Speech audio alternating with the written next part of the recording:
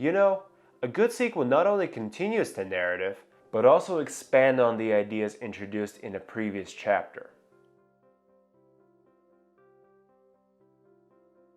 And if you recall the previous video, I covered the 4 basic rules that any chess player should follow in order to successfully beat the opponent with a knight and bishop. And today, I'm going to illustrate those 4 rules by walking you through that specific round. But first, let's briefly recap what we talked about last time. Number 1, the 50-move rule. Basically, if neither player moves a pawn nor captures a piece within 50 official chess moves, either of them can claim stalemate. Number 2, the path. The shortest way to checkmate involves taking control of the board center and then driving the opponent to the corner that's accessible to your bishop. Number 3, opposition. Placing your king 2 squares from the opponent's king can be an effective way to push him away.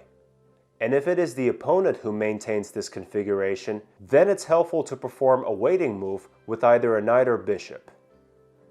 Number 4, the Delatang's triangle method. If the opponent's king aims for the corner inaccessible to your bishop, drive him to the edge of the board and then along the file or rank to the opposite corner. And envisioning these 3 triangles helps you keep the opponent on track. Alright, now let's delve right into the game. So this was the beginning of my endgame. As you can see, my bishop occupied the black squares. Between these 2 corners, you would think I chose this one because it's closer. Well, not quite. I've stated how opposition can be used to push the opponent to the desired destination, and from here, I can only push the king this way. But first things first. It's my turn to move, and it's the opponent who's got opposition.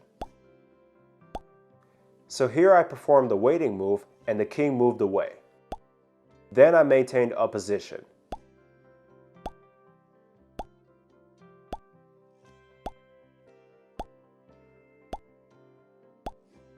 Now it's my opponent's turn to move, and the center is inaccessible to the king.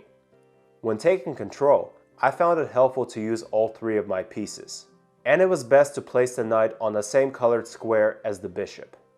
This way, both pieces are able to control both colors of their neighboring squares. So as I mentioned before, the next step should be to drive the opponent to the appropriate corner. But wait, the king's closer to the one inaccessible to my bishop. As I've stated last time, the trick here is to take the alternative path. Now this is where I had to take extra caution. I've said that maintaining opposition can be an effective way to drive my opponent's king, but when it can't, it results in the opponent going back and forth, bringing us closer to a draw. Therefore, I had to go around a bit with my king, and then use my knight and bishop to block the opponent off. Alright, the opponent's reached this corner. The bad news is that I can't checkmate here. The good news is that I've only got one more step to go. There's a check, then the king moves to h2. Now this is where the Delatang's triangle method comes into play. As I mentioned before, one has to envision 3 triangles. So let's start with the first one.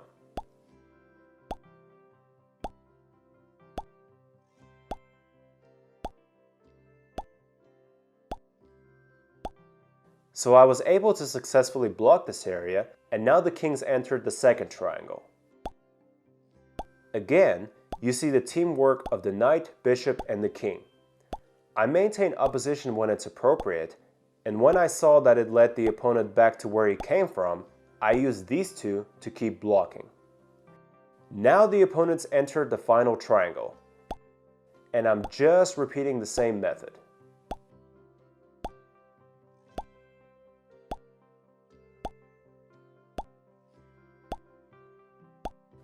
At last, the kings reached the desired destination, and I was able to make the final move.